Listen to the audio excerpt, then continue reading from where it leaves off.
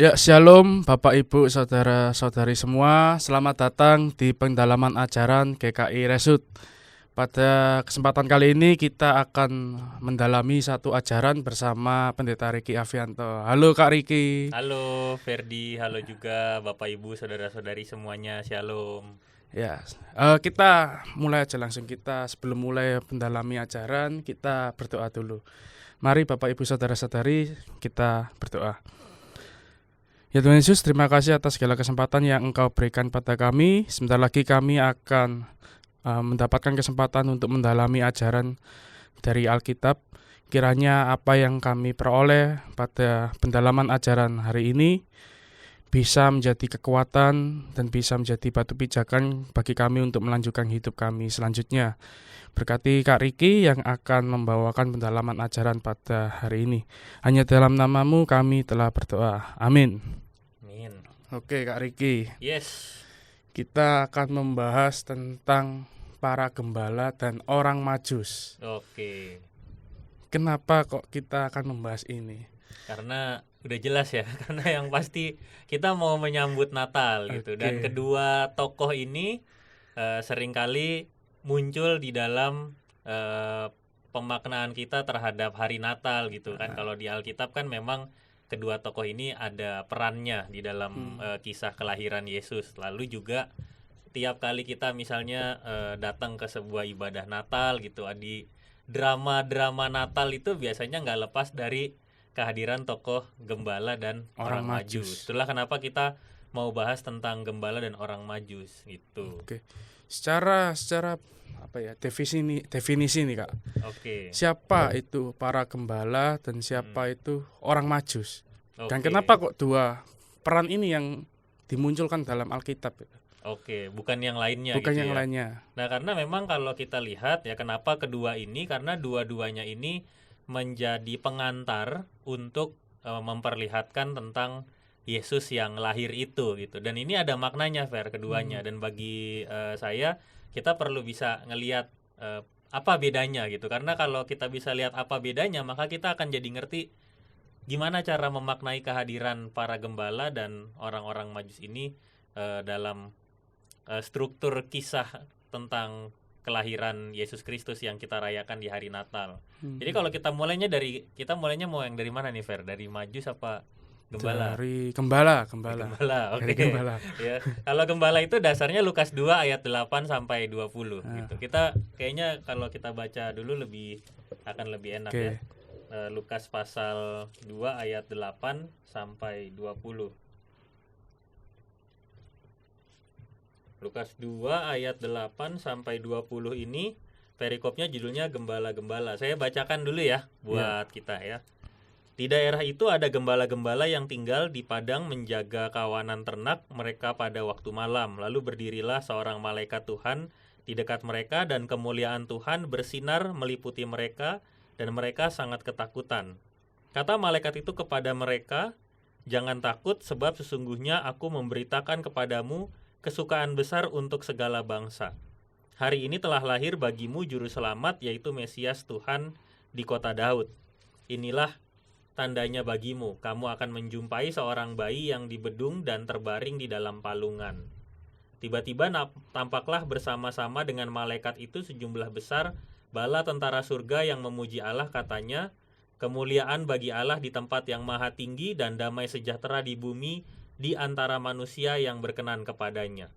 Setelah malaikat-malaikat itu meninggalkan mereka dan kembali ke surga, gembala-gembala itu berkata seorang kepada yang lain, "Marilah sekarang kita pergi ke Betlehem untuk melihat apa yang terjadi di sana, seperti yang diberitahukan Tuhan kepada kita."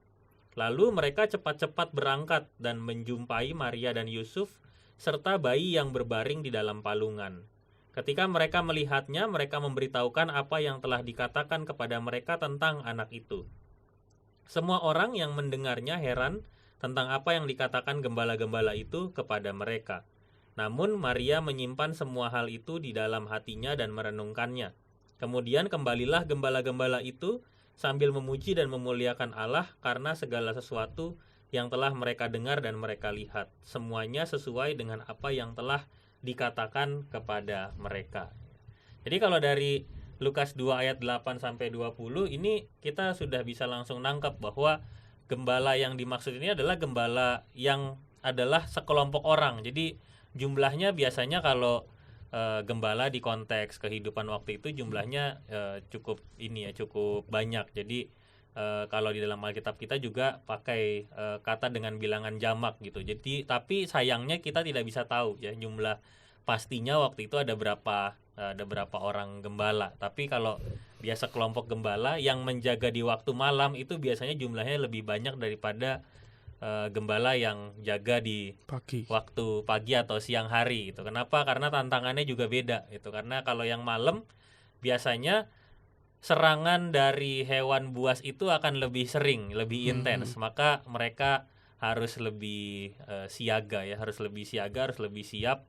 Dan memang pada dasarnya ketika mereka ketemu sama sesuatu yang misalnya hewan buas gitu, ya cara perasaan pertama mereka adalah ketakutan gitu ya, afraid. Jadi emang mereka merasa sangat takut sekali gitu ya untuk berjumpa dengan hewan buas karena ancamannya adalah domba yang mereka jaga itu bisa mati diambil sama si hewan yang buas itu gitu. Dan itu yang jadi tugas mereka gitu. Itulah kenapa waktu malaikat muncul pertama kali yang mereka rasakan apa? Takut kan ya. Jadi yang begitu malaikat muncul pertama kali mereka justru merasa ketakutan gitu karena yang mereka lakukan biasanya adalah menjaga supaya tidak terjadi apa-apa kan gitu ya. Ini tiba-tiba terjadi sesuatu gitu ya. Terjadi sesuatunya adalah bukan hewan buas yang muncul tapi ternyata malaikat yang muncul dan menyampaikan kabar keselamatan gitu. Dan ini menjadi sebuah keterkejutan buat mereka gitu. Karena mereka ini kalau di konteks penulisan Injil Lukas, gembala ini sangat jauh sekali gitu dari hingar-bingar suasana kelahiran Yesus ya. Mungkin kalau misalnya Ferdi ya dari kecil tuh kalau tahu kelahiran Yesus, nuansa yang muncul di dalam pikiranmu kira-kira kayak apa? Yang ini ya maksudnya kalau dikasih tahu ini udah masuk Desember. Seneng ya gitu ya. Menanti. Oke. Kalau misalnya membayangkan suasana misalnya Masa pusat lalu. perbelanjaan gitu ya, itu udah pasti kan dekorasinya Natal gitu banget. ya. Pohon-pohon Natal itu udah dipasang semua gitu ya. Bahkan kan kalau nggak salah di Surabaya ya berapa tahun lalu atau 2 tahun lalu ya. Tahun lalu ya itu ya yang di sepanjang jalan itu dibuat dekor dari dipakai lampu neon untuk bikin pohon Natal gitu. Dan itu jadi karya toleransi beragama ya katanya gitu ya. Betul. Gitu yang dilakukan sama pemerintah Surabaya gitu. Jadi nuansanya tuh begitu. Jadi kayak kita semua tuh kalau di zaman sekarang dikasih tahu gitu. Dikasih tahu bahwa ini Natal, ini kita mau menyambut kelahiran Yesus ya. Kita yang orang Kristen ini malah lebih detail lagi. Oh ya berarti kita akan memaknai tentang kelahiran Yesus, apa artinya Natal buat kita, apakah kelahiran Yesus sebagai Tuhan dan Juru Selamat itu masih punya peran yang besar dalam kehidupan kita. Itu kalau yang kita rasakan gitu ya. Tapi gembala pada waktu itu jauh dari itu semua, Fer gitu. Jadi mereka benar-benar nggak sebutannya kayak nggak tahu gitu loh, nggak tahu bahwa ada seorang bayi sang Mesias ini yang lahir di tengah dunia gitu. Dan itu mereka tidak mengetahui sama sekali sampai ketika malaikat itu memberitahukannya kepada mereka gitu. Jadi begitu berita itu disampaikan kepada mereka tahu bahwa itu adalah sebuah kesukaan besar gitu ya. Jadi hari kelahiran Yesus itu menjadi pesan sukacita yang tadinya takut berubah jadi sukacita, termasuk juga ketika ya selesai kan tadi dikatakan ya di ayat yang ke-13 itu ya. Selesai malaikat itu menyampaikan pesan itu, tiba-tiba tampaklah bersama dengan malaikat itu sejumlah bala tentara sorga yang memuji Allah. Jadi nuansa kemuliaan Allah itu justru sudah dirasakan oleh para gembala yang membuat mereka makin yakin bahwa kalau ini adalah Mesias yang dinantikan gitu. Jadi pada zaman itu semua orang itu udah nungguin gitu. Sebenarnya udah nungguin tapi nggak pernah tahu kapan waktunya gitu.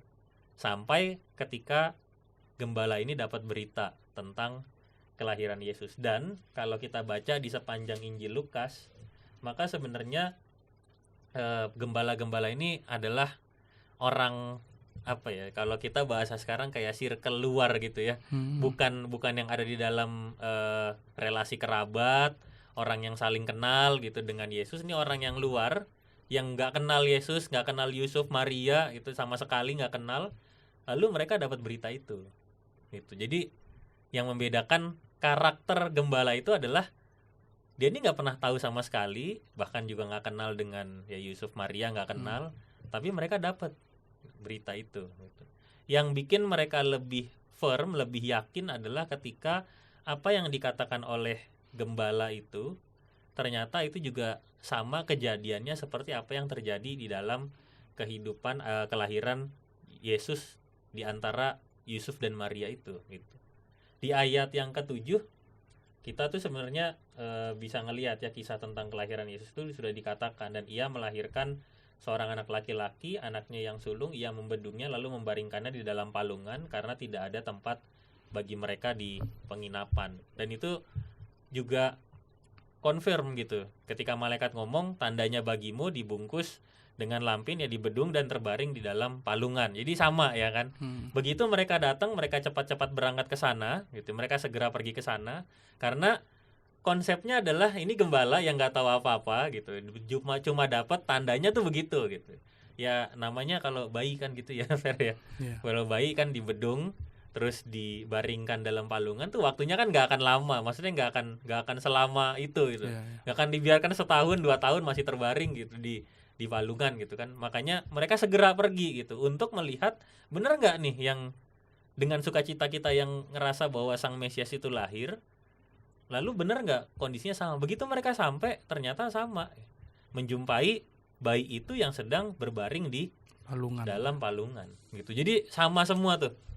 Dan disitulah mereka jadi makin yakin bahwa ini benar-benar Yesus yang lahir itu adalah Tuhan dan Juru Selamat gitu. Jadi mereka ini adalah orang-orang yang tidak kenal Maria, Yusuf, bahkan mungkin juga diperkirakan tidak mengenal siapa itu Yesus, tapi mereka dapat berita tentang kelahiran Yesus itu.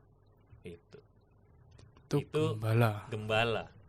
Jadi nanti supaya bisa sekalian kita maknain bareng-bareng gitu ya, apa yang terjadi juga sama orang Majus gitu. Nah kalau orang Majus yang ini yang tadi gembala gitu. Yeah. Yang gembala apa ada pertanyaan? Berarti bisa dikatakan gembala ini orang yang diambil dari sisi yang sederhana. Iya, betul. Orang Majus ini lawannya dari gembala. Nah sosok orang Majus ini beda nanti kehadirannya gitu ya. Nanti saya coba jelaskan. Tapi lebih baik kita lihat, coba sama-sama lihat ya. Kalau orang Majus itu munculnya di Matius pasal 2 ayat 1 sampai 12. Itu 1. Coba kita lihat ya, Matius 2 ayat 1 sampai 12. Oke. Ferdi bisa bacakan buat kita? Bisa. Oke, silakan Fer. Sesudah Yesus dilahirkan di Bethlehem di tanah Yudea pada zaman Raja Herodes, datanglah orang-orang Majus dari timur ke Yerusalem dan bertanya-tanya, "Di manakah dia, raja orang Yahudi yang baru dilahirkan itu? Kami telah melihat bintangnya di timur dan kami datang untuk menyembah dia." Ketika Raja Herodes mendengar hal itu, terkejutlah ia beserta seluruh Yerusalem. Lalu dikumpulkannya semua imam kepala dan ahli Taurat bangsa Yahudi. Kemudian dimintanya keterangan dari mereka, di mana Mesias akan dilahirkan. Mereka berkata kepadanya, di Bethlehem di tanah Yudea, karena demikianlah ada tertulis dalam kitab Nabi. Dan engkau Bethlehem, tanah Yehuda, engkau sekali-kali bukanlah yang terkecil di antara para pemimpin Yehuda, karena dari engkaulah akan bangkit seorang pemimpin yang akan menggembalakan umatku Israel.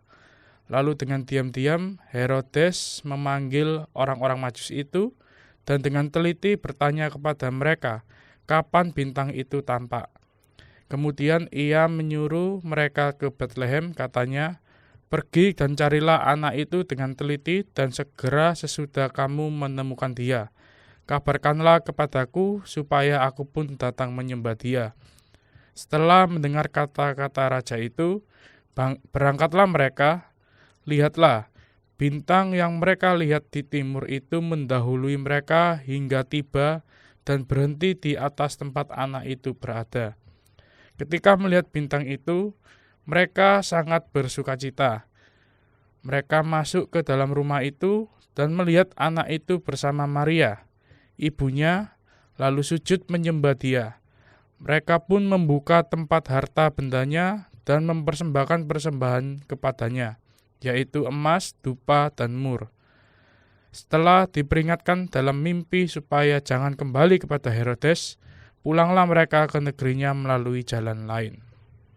Oke, jadi kalau kita melihat kisah tentang orang Majus, maka kehadiran orang Majus ini, kalau yang tadi gembala kan ya sederhana gitu ya, dia bahkan nggak tahu gitu, nggak dapat tanda seperti apa yang dialami oleh orang Majus. Nah, orang-orang Majus ini adalah sekelompok orang yang punya pemahaman terhadap tanda-tanda bintang gitu, termasuk ketika ya mereka mendapatkan tanda bintang itu bahwa mereka mencari seorang raja yang baru dilahirkan. Jadi berdasarkan tanda bintang itu, maka kehadirannya orang-orang Majus itu begitu dia masuk di Yerusalem itu sebetulnya konteks kehidupan masyarakat pada zaman itu, mereka itu pasti akan langsung apa ya, kayak langsung tahu bahwa orang Majus kalau sampai masuk ke sini berarti ada sebuah tanda, ada sesuatu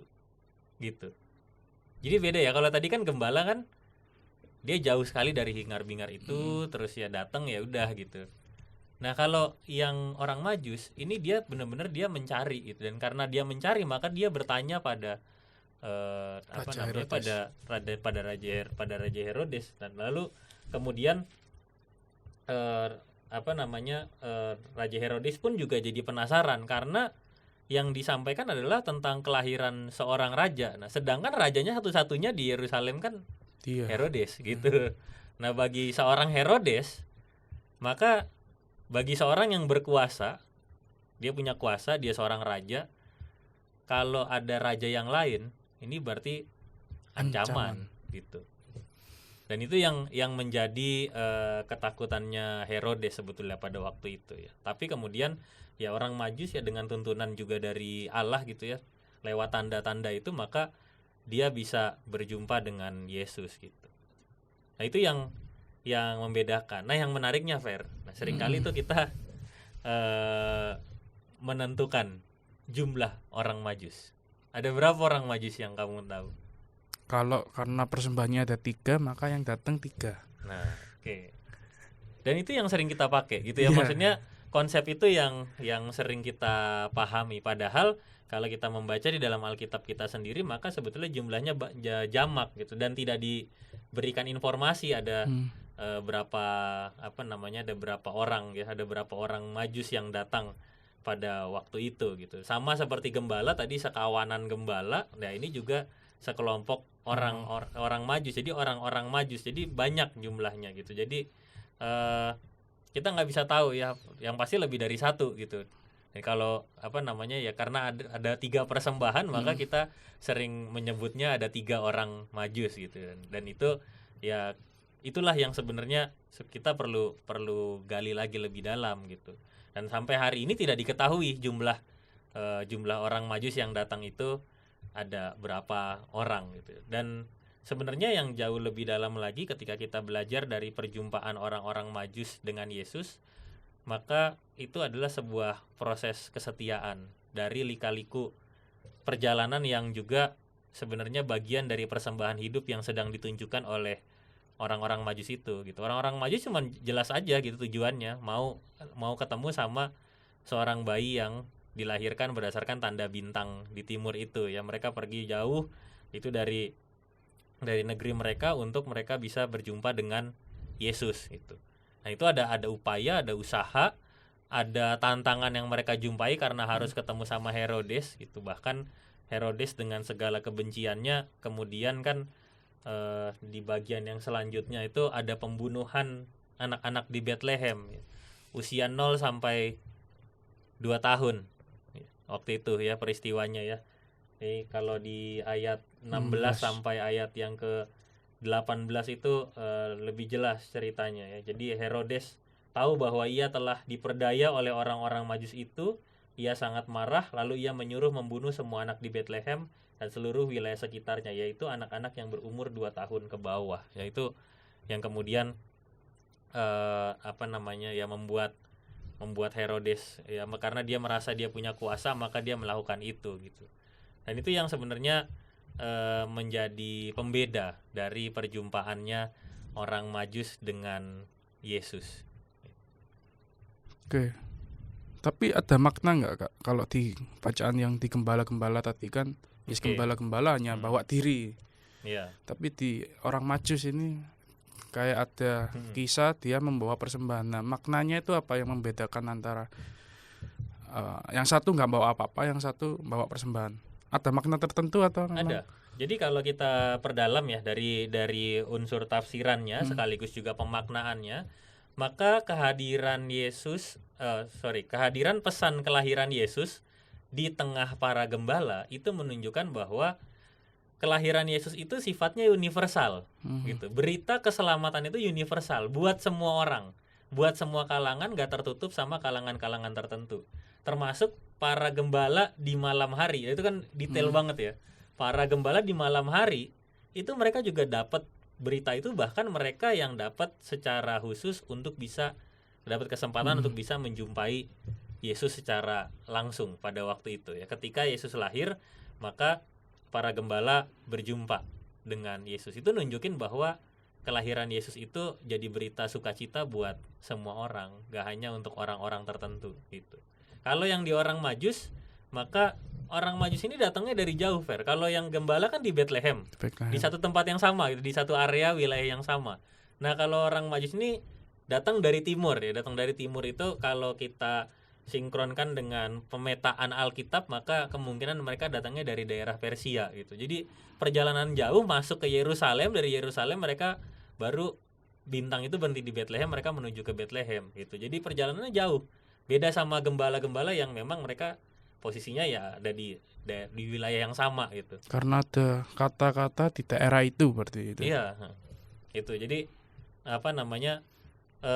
para gembala di dekat situ, orang Majus di luar area jangkauan, di luarnya Yerusalem gitu. Mereka juga dapat berita itu. Itu kan berarti kabar kelahiran Yesus itu sangat universal ya, buat semua orang, buat siapapun gitu. Nah, itu yang menjadi pesan yang cukup kuat untuk bisa kita pahami bahwa kelahiran Yesus itu tidak hanya untuk kalangan tertentu, tapi justru untuk semua orang. Maka ketika kita merayakannya sebagai hari Natal, maka seharusnya sukacita Natal itu bisa dirasakan oleh semua kalangan, oleh siapa saja. Itu bukan hanya oleh golongan-golongan tertentu saja. Dan itu yang harusnya jadi spirit atau semangat kita merayakan Natal gitu.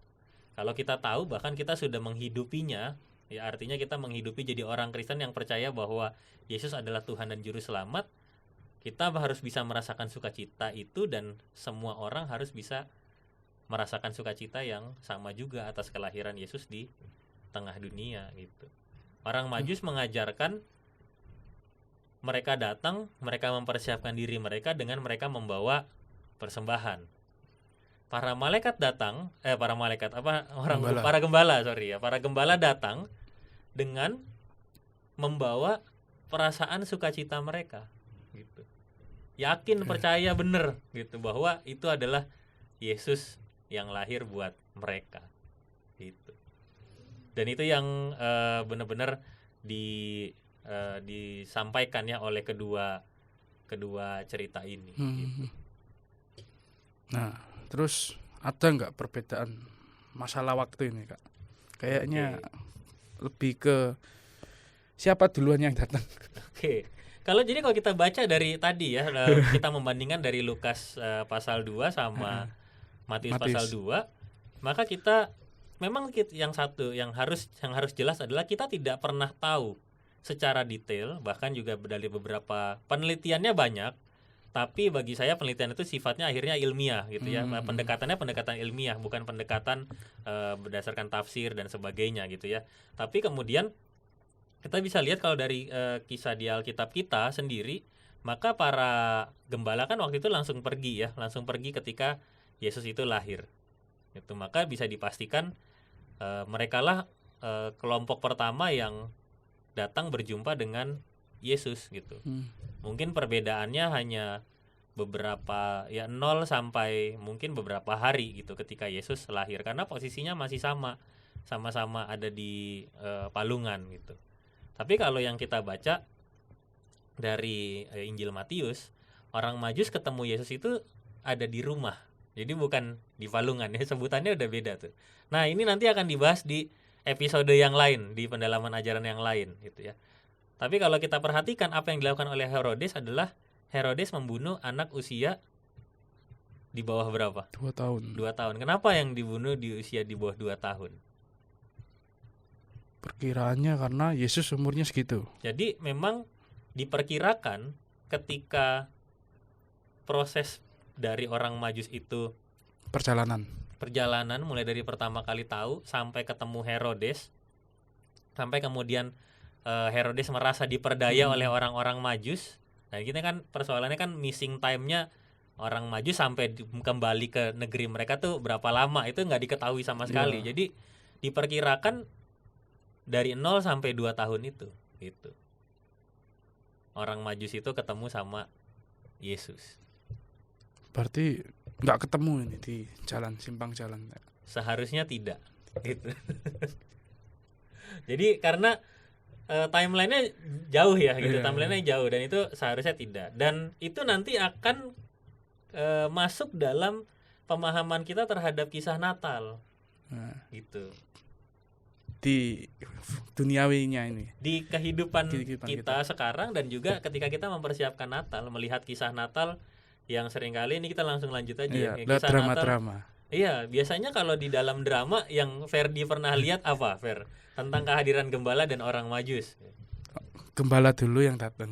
Oke. Ya kan? Gembala pulang, orang Majus masuk. Gantian. Gitu. Ketemu kan? Oke, ketemu di jalan. Ketemu di jalan. Pernah lihat drama orang Majusnya datang, terus nggak lama gembalanya datang. Ada juga yang di duduk satu bareng adegan akhirnya. yang sama ya. Jadi panggungnya penuh gitu ya. Sambil ngeliatin sama-sama tuh. Itu juga ada. Oke. Film apa? Mr. Bean.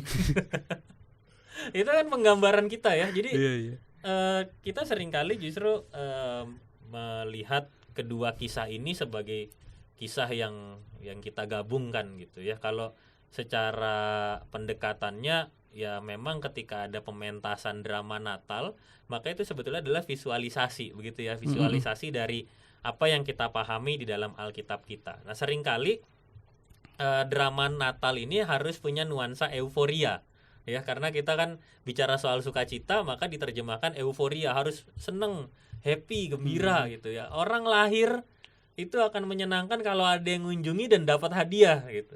Nah, sedangkan dua ini di kelahiran Yesus ini adalah dua kisah yang berbeda gitu. Yang satu dikunjungi ya kan, para gembala mengunjungi, yang satu membawa hadiah itu. Karena ada dua unsur ini, selebrasi terhadap sukacita itu rasanya masuk nih kalau dua-duanya harus ada unsur dikunjungi dan diberi hadiah. Itulah kenapa kemudian seringkali drama Natal menggabungkan antara gembala dan orang Majus gitu. Dan itu sebenarnya gini ya, jangan kaget kalau ternyata itu sudah ada sejak lama sekali. Mungkin kita mulai berpikir nih kayak kalau jadi panitia harus hati-hati nih sejak kita jadi paham tentang kisah orang Majus dan para gembala yang berjumpa sebenarnya dalam timeline yang berbeda gitu. Dan seringkali kayak kita kok malah mempertemukan mereka. Nah, ini alkitabiah atau enggak gitu ya. Tapi jangan kaget ya Bapak Ibu, saudara-saudari, bahwa sejak liturgi awal itu ternyata ditemukan dalam tradisi liturgi awal abad ke-4 itu bahwa kisah kedatangan gembala dan orang Majus itu disatukan tanpa membedakan waktu gitu. Jadi ketika Natal mulai dirayakan secara resmi, fokusnya pada kelahiran Kristus sebagai raja dan juru selamat yang disembah oleh orang yang sederhana, gembala, dan juga orang yang bijaksana ya. Orang-orang Majus itu sering juga digambarkan sebagai orang yang bijaksana dalam satu rangkaian. Dan itu yang kemudian ya dari dulu berarti ini dari sejak abad keempat ketika Natal dirayakan, ceritanya udah set up ceritanya udah kayak gitu gitu. Jadi jangan ini ya, jangan berkecil hati ya kalau misalnya waduh jangan-jangan gara-gara dulu saya bikin drama ini Salah. ini jadinya salah nih. Enggak, ternyata dari abad keempat ya. Ide itu udah muncul sekali gitu, udah muncul. Dan kan juga secara visualisasi muncul juga dalam mosaik, relief marmer, lukisan misalnya di salah gereja di Italia, gereja San Apollinare Nuovo di Ravenna di abad ke-6 itu gambarnya Yesus sebagai sentral, lalu ketemu sama orang Majus dan gembala. Dan itu biasanya gambar-gambar yang dipakai kalau di kartu Natal tuh, Fer. Nah itu kayak gitu tuh. Jadi ketemu semua di satu gambar yang sama gitu. Nah di abad pertengahan itu muncul yang namanya Mysteries Plays. Mysteries Plays itu adalah bentuk drama rohani yang berkembang di Eropa selama abad pertengahan dari abad 12 sampai 16. Ada perubahan drama dari liturgi awal berarti atau? Iya, jadi ada sebuah ada tren baru di gereja bahwa mystery play atau miracle play itu kemudian jadi favoritnya gereja-gereja di abad pertengahan karena drama ini adalah dianggap sebagai media pendidikan dan hiburan gitu. Maka itu kisah-kisah yang dibawakan adalah kisah-kisah tentang Alkitab gitu. Terutama kalau kita ingat abad pertengahan, orang kan belum bisa baca. Ya, mereka belum bisa baca, maka salah satu caranya adalah selain mereka benar-benar dibacakan Alkitab, mereka juga disajikan pementasan kisah drama termasuk juga drama Natal. Dan karena waktunya tidak panjang, maka drama Natal antara gembala dan Majus itu dimunculkan dalam adegan yang sama gitu. Tapi langsung diberi makna bahwa kehadiran gembala dan orang Majus ini punya makna yang berbeda gitu. Seperti yang tadi saya coba jelaskan ke Ferdi dan juga Bapak Ibu saudara-saudari semua gitu, bahwa kehadiran ini punya makna yang beda gitu. Dan itu yang dijelaskan di bagian akhir. Tapi di dramanya itu diketemuin gitu. Jadi di satu adegan yang sama, di scene yang sama ketemu tuh mereka. Duduk bersama. Iya. Lalu kemudian juga kebudayaan yang modern yang sekarang ya, misalnya lagu-lagu Natal yang kemudian diciptakan ya, dia sebutannya adegan kandang Natal, nativity scene. Maka pusatnya adalah palungan itu sehingga ya semua tokoh itu menghampiri palungan itu ya. Ini diperkenalkan oleh Santo Fransiskus dari Asisi abad ke-13, di mana dia mulai menciptakan peragaan langsung kelahiran Yesus Kristus ya. Lalu juga muncul lagu-lagu Natal yang populer ya, termasuk juga We Three Kings. Jadi 3 orang Majus yang menggambarkan orang Majus itu jadi kayak makin firm bahwa emang orang Majus kayaknya ada 3 deh gitu ya. Padahal kan sebenarnya ada banyak gitu, ada banyak. Jumlahnya berapa nggak tahu. Kalau 3 mungkin nggak? Mungkin. Ya mungkin gitu. Jadi ya sangat dimungkinkan. Tapi yang pasti jumlahnya tidak pasti 3 gitu ya. Itu yang sebenarnya mau kita pahami sekarang ini. Dan semoga ini tidak meruntuhkan struktur kita beriman, karena yang kita pahami adalah makna kehadiran mereka. Yang tadi sejak awal saya katakan bahwa kehadiran mereka ini bukan soal jumlahnya, bukan soal mana yang benar, mana yang pasti. Karena kalau kita hanya berfokus pada data-data itu, kita justru nggak akan ngerasain Natalnya gitu, nggak akan merasakan berita sukacitanya. Padahal yang jauh lebih dalam adalah ketika respons para gembala dapat berita sukacita, mereka cepat-cepat, mereka segera tuh ya, mereka segera bergerak menyambut sukacita itu. Orang Majus begitu serius, bahkan ketika ketemu tantangan di jalan mereka tetap teguh untuk bisa sampai ke tujuan mereka berjumpa dengan Yesus, dan mereka mempersembahkan ya apa yang mereka punya, termasuk juga sebenarnya mempersembahkan diri mereka lewat perjalanan itu. Dan itu yang menjadi tindakan aktif kita ketika kita mau memahami tentang kisah Natal. Justru jangan malah memperdebatkan hal-hal yang masih nggak pasti itu Ya, kan. menarik memang ketika kita bicara tentang data dan data baik secara tafsiran ataupun secara pendalaman ilmiahnya, tetapi kemudian jangan sampai kita hanya terjebak pada bagian itu sampai melupakan maknanya gitu ya. Dan itu yang menjadi kunci penting untuk kita betul-betul bisa memaknai tentang Natal itu. Natal. Gitu. Oleh karena itu Kak Riki, apa makna Natal itu sesungguhnya buat kita? Oke, jadi Natal itu sebetulnya adalah sebuah berita sukacita yang dihadirkan oleh Allah Bapa ya. Dan itu adalah sebuah berita sukacita yang harusnya bisa dirasakan oleh semua orang karena isi beritanya itu adalah tentang kelahiran Yesus Kristus, Tuhan dan juru selamat kita. Jadi kelahiran Yesus itulah yang kemudian akan mengubah seluruh perjalanan kehidupan umat manusia di seluruh dunia. Maka fokusnya adalah ketika kita melihat Yesus yang lahir itu, kita menjadi cerminan, termasuk juga ketika kita sebagai gereja yang harus bisa responsif dan aktif dalam menyambut Sang Mesias lewat keseharian kita gitu. Natal kalau dirayain ya Fer ya, semewah-mewahnya dia akan selalu ada akhir dari perayaannya, benar kan? Bener. Gitu. Berakhir cuti Natalnya. Berakhir cuti Natalnya, kayak apa lagi? Berakhir liburan Natalnya gitu ya. Nah, bahkan misalnya kita menikmati kebaktian Natal, wah ya selesai gitu, 2 jam selesai. Ya selamat hari Natal selesai. Tapi itu kan eventnya, kegiatannya.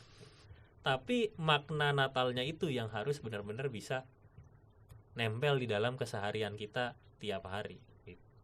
Maka kisah Natal itu mendorong kita semua supaya makin sadar bahwa Yesus itu adalah pusat dari kehidupan manusia. Kalau kita udah percaya sama Yesus, maka tinggal mencontoh saja, mau jadi seperti para gembala yang menyambut dengan sukacita, atau mau menjadi seperti orang Majus yang bisa mempersembahkan dirinya, atau mau menggabungkan kedua makna itu supaya bisa kita kerjakan di dalam kehidupan kita setiap hari. Jadi yang digabung maknanya ya, bukan ceritanya nih. Gitu ya. Itu dan itu sebenarnya makin kita gabungin Fer, berarti kan makin berat nih makna yang mau kita sampaikan gitu. Lalu secara spesifik juga kita bisa lihat bahwa sekalipun para gembala itu jarang sekali mendapatkan sorotan, tapi sukacita Yesus yang universal itu, kelahiran yang universal itu ngajak kita semua untuk bisa tahu bahwa berita itu bukan buat orang tertentu saja, tapi buat semua orang gitu. Oke. Berarti apa ya? Makna Natal dari kisah para gembala dan orang-orang Majus ini kita lebih ke, bisa tak katakan sentrisnya itu adalah di peristiwa kelahiran Yesusnya. Betul. Bukan di peristiwa siapa yang duluan, berapa jam perjalanannya. Artinya kan ya kita fokusnya ya di peristiwa Yesus kelahirannya itu kan, bukan peristiwa-peristiwa yang ini kan sebagai pendukung untuk apa? Untuk secara Alkitab ini memenuhi keyakinan kita, memenuhi kepercayaan kita itu kan. Mungkin lebih tepatnya sebagai bagian dari kisah kelahiran Yesus yang memang untuk semua orang. Untuk semua orang. Nah itu ya. Jadi bukan hanya pendukung tapi memang bagian, part of, jadi satu kesatuan sebetulnya gitu. Jadi kalau pelengkap kan kalau dia nggak diceritain ya nggak apa-apa gitu ya. Tapi ini enggak, memang satu kesatuan, bagian dari cerita itu sendiri gitu. Yesus lahir di tengah keluarganya, tapi juga Yesus lahir untuk manusia semua orang gitu.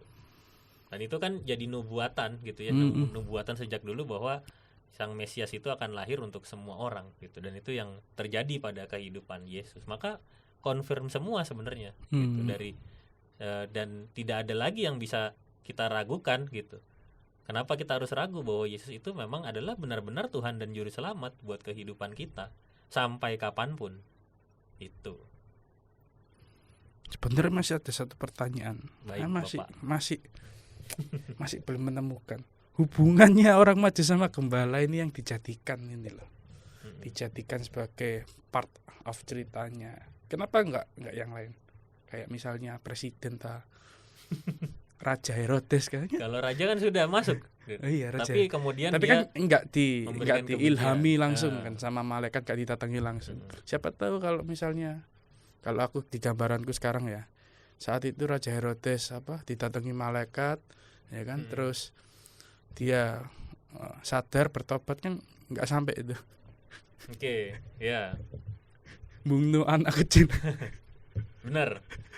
Tapi itu kalau kita main kemungkinan. Iya. Nah, itu bahayanya. Jadi kalau kita main kemungkinan, semua bisa mungkin gitu ya. Tapi kalau kita mau ranahnya adalah pemahaman, maka yang bisa kita pahami adalah ya memang Allah Bapa itu bisa berkarya lewat siapa saja gitu. Bahkan yang mungkin menurut kita ya, secara pandangan kita sebagai manusia, Kak kenapa nggak yang tokohnya yang ini aja, kenapa nggak ini aja gitu ya. Ya itu cara kita sebagai manusia, tapi caranya Tuhan, dia mau pakai siapa saja, dia yang punya otoritas gitu. Dan yang dipakai pada waktu itu adalah gembala dan orang Majus gitu. Oke. Selanjutnya berarti karena Tuhan punya otoritas untuk memakai siapa aja. Sekarang ini dalam keadaan kondisi hidup yang modern ini, kalau kita dipakai oleh Tuhan untuk memaknai Natal ini, apa berarti pesannya dari Kak Riki? Oke, maka ingatlah kalau Yesus itu lahir buat kita. Itu. Maka kalau Yesus sudah lahir buat kita, jangan pernah tinggalkan Yesus di dalam hidup kita. Gitu. Kelahiran Yesus kalau kita mendalami lebih jauh ya, maka Yesus akan melakukan, karena kita masih di masa Advent gitu ya. Nantinya Yesus akan melakukan semua pengorbanan untuk manusia supaya apa? Supaya manusia selamat, tidak lagi terjebak hidupnya dalam dosa, dosanya diampuni, sudah dikalahkan oleh Yesus. Kita berpegang pada Yesus yang benar-benar juru selamat gitu. Dan itu yang seharusnya muncul selalu dalam kehidupan kita tiap hari gitu. Sehingga di dalam hidup kita sekarang memang tantangannya kan banyak ya. Kalau kita bicara kayak tadi, Natal bisa jadi euforia hanya 1 hari. Kenapa? Karena hari berikutnya saya udah masuk kerja lagi, saya udah pusing lagi dengan kerjaan, saya belum tahu nih kontrak kerjanya lanjut apa enggak, saya belum tahu habis Natal akan masuk tahun baru saya akan indah atau enggak, apakah lebih buruk dari tahun ini atau enggak, semua kekhawatiran kita muncul. Ya, tapi dengan momen Natal kita disadarkan Yesus tuh ada loh buat kita. Dan ketika kita sudah percaya sama Yesus, maka harusnya rasa percaya itu yang terus muncul dalam hati kita. Maka tidak ada kekhawatiran yang bisa mengalahkan Yesus dan kita yang ada di dalam Yesus gitu. Oke, tercerahkan lah saya. Kalau gini kan saya nantinya kalau ditawarin itu jadi panitia Natal nggak jadi keamanan lagi gitu. Oke, bisa jadi ini ya sih acara atau ketua panitia. Oke, terima kasih Kak Riki buat ilmu. Ada saran singkat saja gitu Apa ya itu supaya saran ini lebih singkatnya? teknis ya.